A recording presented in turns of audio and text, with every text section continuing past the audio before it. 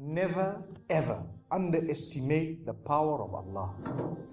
You know, there was a sheikh who mentioned this in Saudi Arabia, and there was a doctor that visited him from Pakistan and told him a story that happened to him.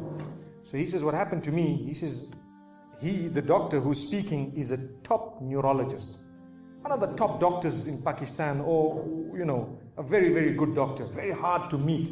It's said that perhaps you would have to wait months on end before you can get an appointment to see him. So what happened is, he says, I was flying from one city to another, a very busy man, flying quite often within the country and perhaps even outside.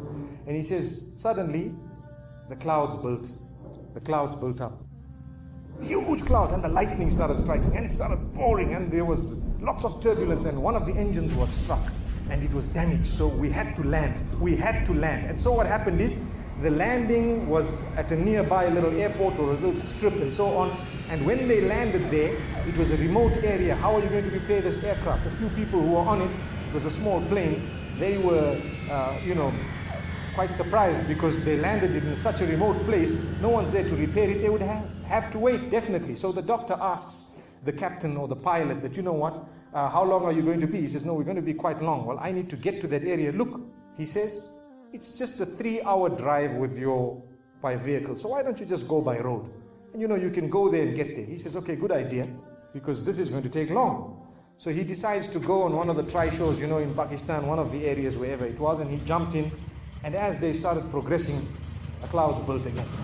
And the lightning was striking, and the rain started pouring. And it was pouring so much that their vehicle could not move much more because of the mud and because of everything else.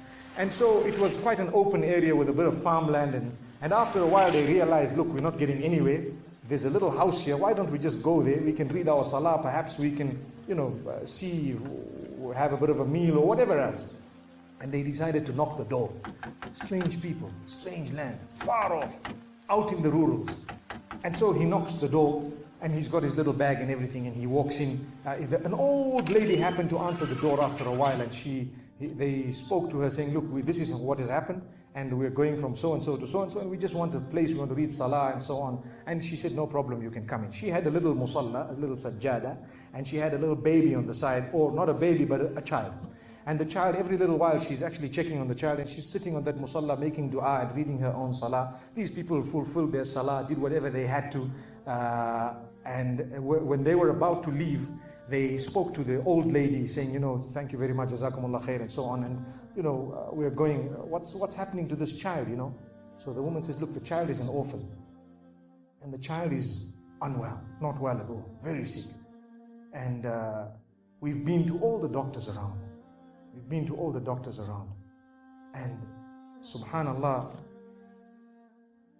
I'm the grandmother of this child. The doctors have told us that there is only one specialist around who can help this child. And we tried to make an appointment, but they asked us to come 6 months later. And it's far away. I've been making dua to Allah ever since that day. Ya Allah, make it easy for us. Child is sick. Make it easy for us, Ya Allah. So the man says, what's the name of that specialist? So the granny says, it's Dr. Ishan. Immediately this doctor burst into tears. Straight away, he burst into tears. Why are you crying? Your dua has just been accepted. For your dua, the thunder came, the lightning came, the engine struck, we came down, we came on the road, the rain came again and stopped us and so on. And do you know what? The rain only stopped after the question was asked. Now it happened. And now the woman starts crying. Subhanallah. And the doctor himself is telling the story, saying, that was me. It happened to me, he says.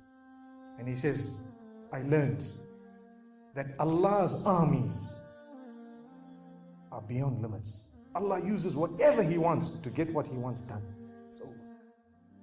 Where in the wildest of the dreams of this person would they have felt or believed that the top man, whom it is semi-impossible to see without big appointments, would actually be driven all the way to the door, knock the door, come in here, read some salah, and they would have to serve the child here.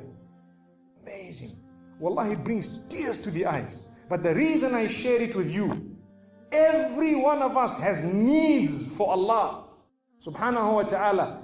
Just keep calling. Just have yaqeen. Have conviction. If it is meant, it will definitely come in your direction. You know, we use the term by hook or crook, but I don't want to use that today. I want to tell you, by the mercy and power of Allah subhanahu wa ta'ala, it will happen. It will come to pass. May Allah subhanahu wa ta'ala bless us. May He open our doors. May He grant us all shifa. And may He make us firm believers that for Him, nothing is impossible.